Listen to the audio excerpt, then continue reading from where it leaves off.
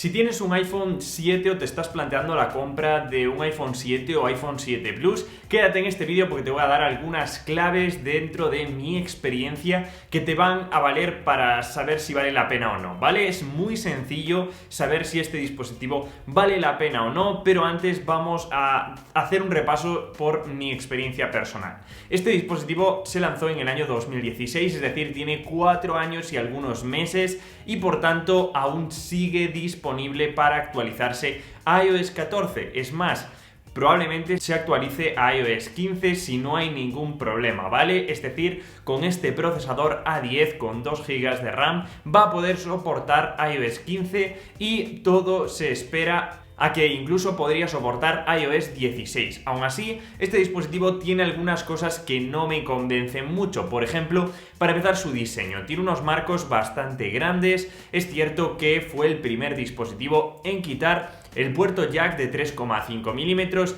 y también tiene un diseño bastante único. Comparado con el iPhone 6, cambiaron algunas bandas de antenas, incluso nuevos colores que se añadieron. La pantalla es algo que tampoco me convence nada, una pantalla HD que es cierto que si la comparamos con una pantalla OLED están a años luz, sobre todo en los blancos lo estaréis viendo que la diferencia es muy palpable, pero cuando nos acostumbramos a una pantalla de baja calidad o de este tipo, una pantalla LED que no tiene ningún tipo de particularidad, pues no echamos tanto en falta el OLED. Lo que sí me parece que es algo importante sería tocar el plano de los gigas de almacenamiento, ya que este dispositivo venía con 32, 128, 256. Yo elegí la versión de 128 gigas desde el año en el que lo hice, estoy súper contento, no uso este dispositivo en el día a día, pero después de 4 años utilizándolo para betas, utilizándolo de vez en cuando, no se me ha gastado el almacenamiento, así que si compréis este dispositivo,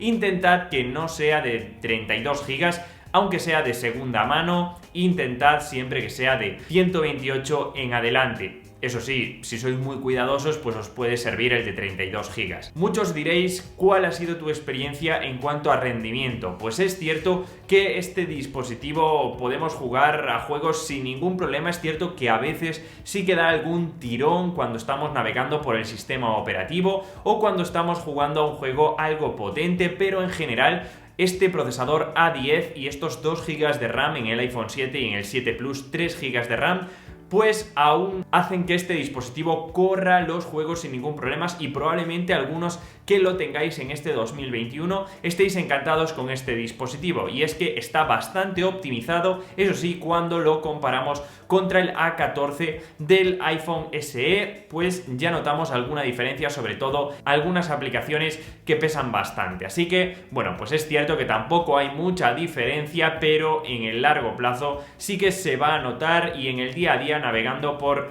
la web también, así que siempre es mejor tener un procesador de última generación. La batería es otro aspecto que es bastante mortal en este dispositivo, ya que tiene una batería de 1900 y algo miliamperios. El iPhone 7 Plus está algo mejor, pero al fin y al cabo nos va a durar muy poco tiempo, ¿vale? Estamos hablando de que yo tengo un 84% de salud de batería, ya está bastante degradada después de muchos años y apenas me llega a las 2 horas de duración real, ¿vale? Estamos hablando de que nuevo dura lo mismo que el SE, que aproximadamente son unas 4 o 5 horas de uso normal y no está bien para una persona que esté todo el día utilizándolo. Lógicamente, si durante 8 horas diarias que estamos trabajando o en la universidad o en el colegio o en el instituto no lo utilizamos, pues sí que nos llegará al final del día, pero aún así irá bastante justito y siempre tendremos que ir optimizándolo con algunos trucos que, por cierto, os dejaré por aquí cómo cuidar vuestra batería y algunos trucos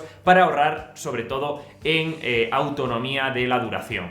Y también tenemos que tener en cuenta que tiene solamente una cámara y esta principal tiene una apertura que es bastante buena de 1,8, graba a 4K a 30 FPS y la delantera tiene una apertura de 2,2 y no llega a grabar en 4K y en general tenemos unas fotos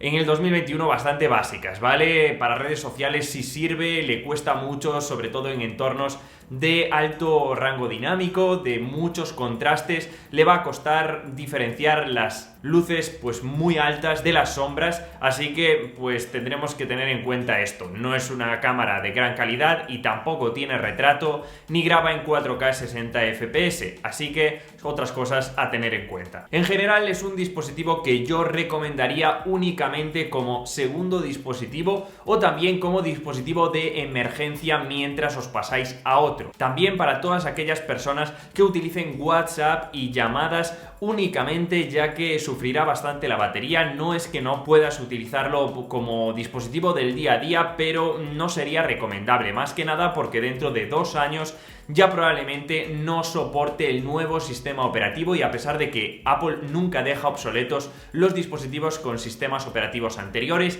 sí que es cierto que algunas aplicaciones van a ir dejando de ser actualizadas para este dispositivo dentro de unos años, ya os digo. Por tanto, si queréis un dispositivo con buena batería, no os recomendaría este iPhone 7, pero si buscáis un dispositivo que tenga buen rendimiento, queréis pagar un poquito más que este iPhone 7 y queréis que os dure muchos años, os recomendaría el SE de segunda generación. Estamos hablando de un dispositivo que nuevo sí que es un poquito más caro, pero creo que valdrá la pena porque es mucho más equilibrado, tiene mejor procesador, tiene carga inalámbrica que este iPhone 7 no soporta, soporta también el iPhone SE carga rápida, que este tampoco soporta, y tiene mejoras en cámara, en procesador, que es lo realmente importante que tenemos que ver a largo plazo. No sé qué opináis vosotros, sé que muchos de vosotros tenéis este dispositivo como dispositivo principal y duele saber que estoy diciendo este tipo de cosas sobre tu dispositivo, pero creo que es la realidad y que le va a ayudar a muchísimas personas. Aún así, comparte tu experiencia en los comentarios, que de verdad ayuda muchísimo a la gente a saber si se lo va a comprar, si no se lo va a comprar, y entre todos poder dar una opinión muy objetiva sobre